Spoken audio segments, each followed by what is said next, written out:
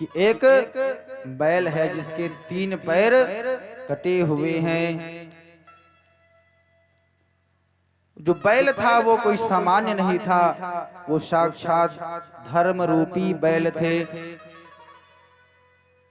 जिनके 3 पैर कलयुग ने काट दिए थे। और आगे थोड़े से और पढ़कर देखे तो हमारी पृथ्वी माता गाय का रूप धारण करके तुदन कर रही हैं। गाय और बैल दोनों आपस में संवाद करते हैं, कहते हैं कि यह तुम्हारी दशा किसने की है। तब धर्म रूपी बैल कहता है, कहते हैं कि जिसने तुम्हारी यह दशा की है वही दशा हमारी भी उसी व्यक्ति ने की है।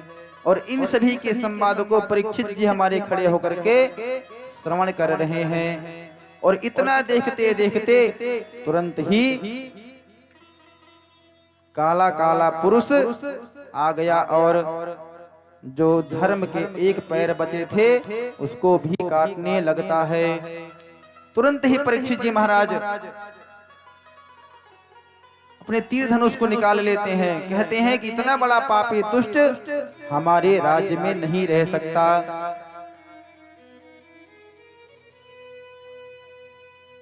जब ऐसी बात कल उन्होंने कहा तो कलयुग तुरंत ही धर्म रूपी बैल के पैरों को छोड़ करके खड़ा हो जाता है और कहता है कि मैं कलयुग हूं,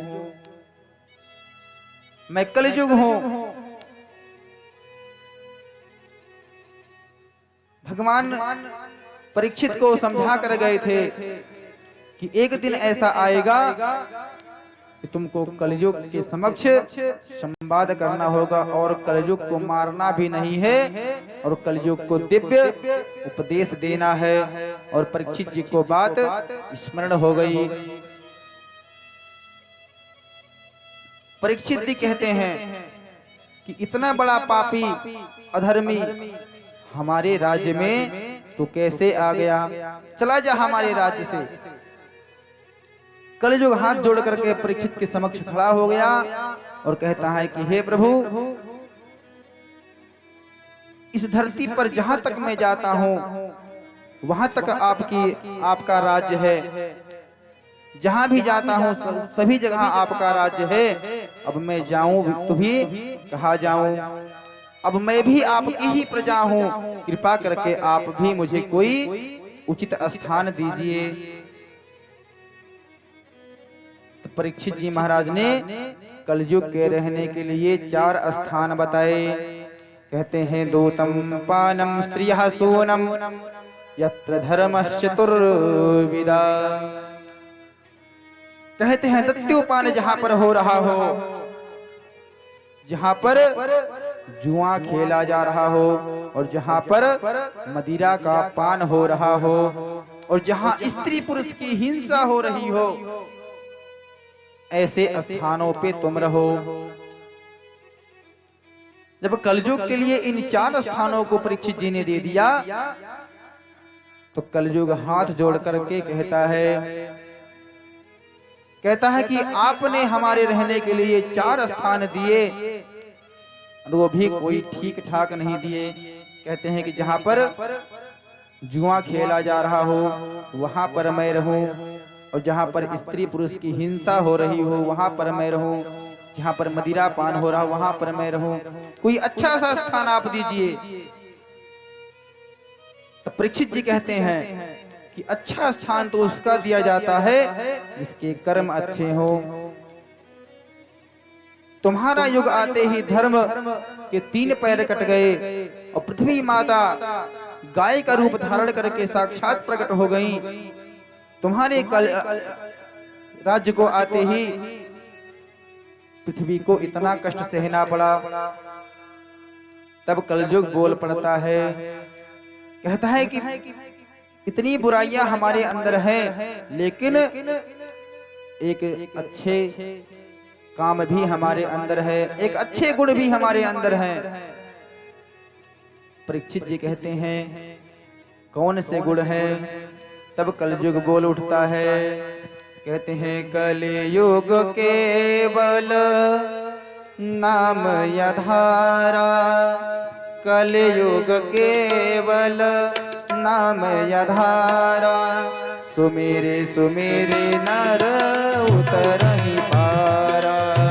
कलयुग केवल नाम आधारा, कलयुग केवल नाम आधारा, सुमेरे सुमेरे नर उतरहि पारा, सुमेरे सुमेरे नर उतरहि पारा।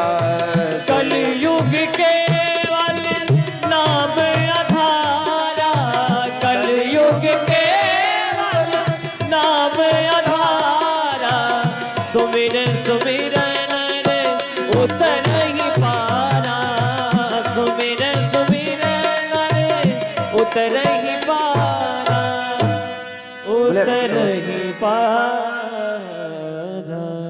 बोले भक्त वत्सल भगवान की जय हो। और कलयुग ने कहा कि हमारे युग में भगवान का नाम लेने से ही मनुष्य भव से पार हो जाता है। कहते हैं कि ना योगेन समाधिना, कि जो बड़े बड़े ऋषि महात्मा मुनि हिमालय में जाकर के पर्वतों के कंदराओं में जाकर के तपस्या किया करते थे, तब जाकर के उनको जो पुण्य प्राप्त होता है वो उस कलयुग में सिर्फ नाम लेने से ही प्राप्त हो जाता है। कहते हैं नाम लेते चलो काम करते चलो, नाम लेते चलो काम करते चलो, कृष्ण गोविंद गोपाल गाते चलो, नाम लेते चलो काम करते चलो, नाम लेते चलो काम करते चलो, कृष्ण गोविंद गोपाल गाते चलो, कृष्ण गोविंद गोपाल गाते चलो।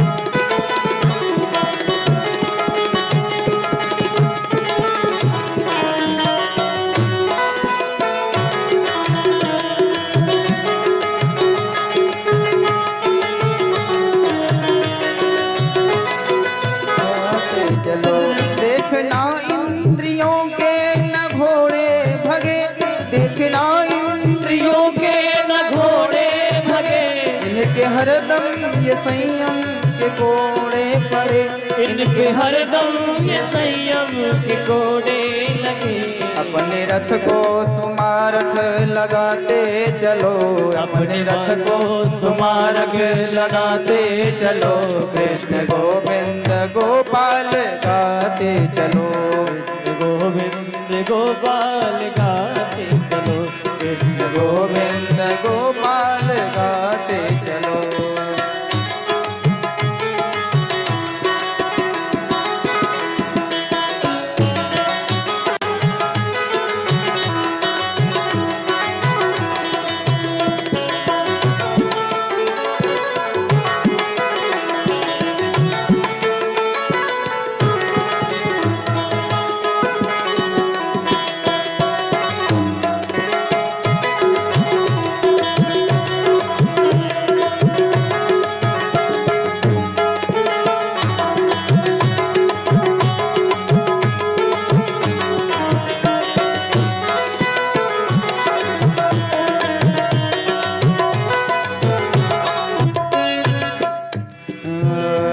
में तड़पो नहीं, सुख में भूलो नहीं, दुख में तड़पो नहीं, सुख में भूलो नहीं, प्राण जाए मगर नाम भूलो नहीं, प्राण जाए मगर नाम भूलो नहीं। मुरली वाले को मन से रिझाते चलो, मुरली वाले को मन से रिझाते चलो, कृष्ण गोविंद गोपाल गाते चलो, कृष्ण गोविंद गोपाल गाते चलो, कृष्ण गोविंद गोपाल गाते चलो, कृष्ण गोविंद गोपाल गाते चलो।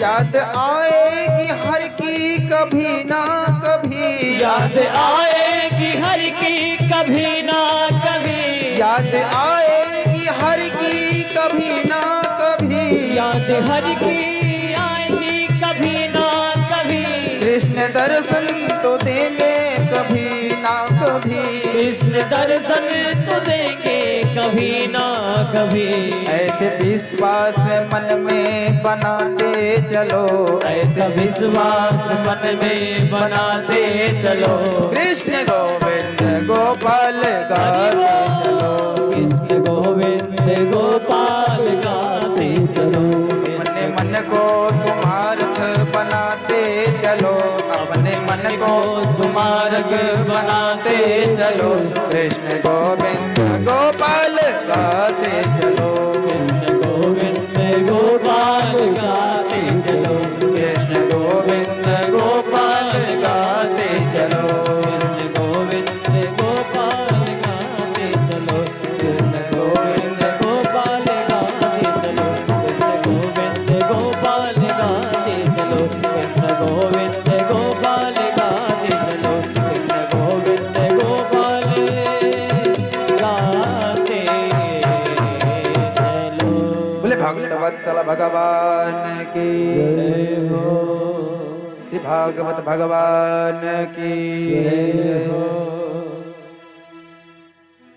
जब कलयुग अपनी महिमा बताने लगा तो तुरंत ही परीक्षित जी की मुखार बिंद से स्वर्ण निकल जाता है, और जैसे ही स्वर्ण का नाम सुना तुरंत ही कलयुग दौड़ करके परीक्षित जी के मुकुट पर सवार हो गया।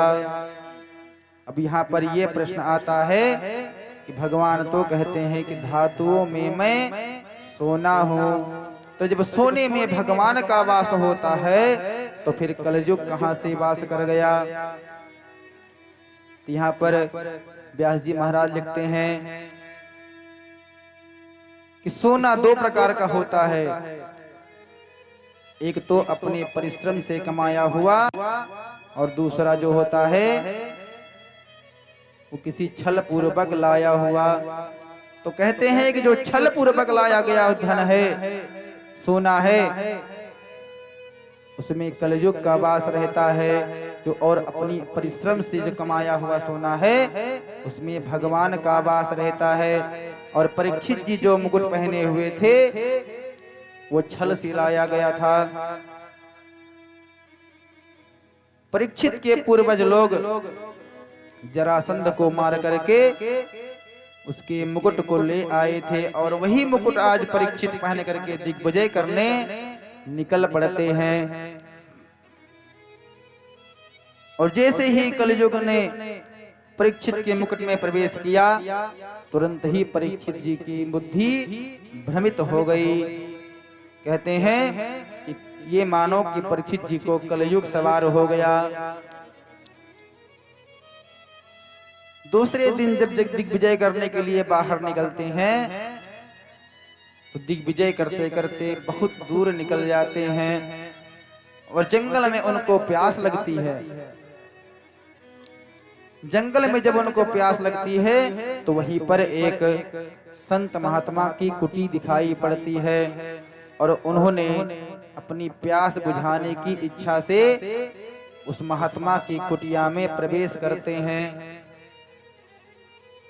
परीक्षित जी महाराज कुटिया में प्रवेश करके महात्मा जी को कई आवाज लगाते हैं, लेकिन महात्मा जी भगवान की ध्यान में लगे हुए हैं।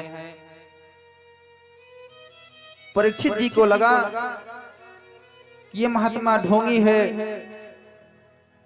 और हमारे आने से ये झूठे ही समाधि बना करके बैठ गया है, ये हमको जल पिलाना नहीं चाहता। और वहीं बगल में मरा हुआ सर्प पड़ा था और अपनी तीर की नोक से उठा करके समीक ऋषि मुनि के गले में डाल देते हैं। समीक ऋषि मुनि के गले में डाल करके राजा अपनी राजमहल की ओर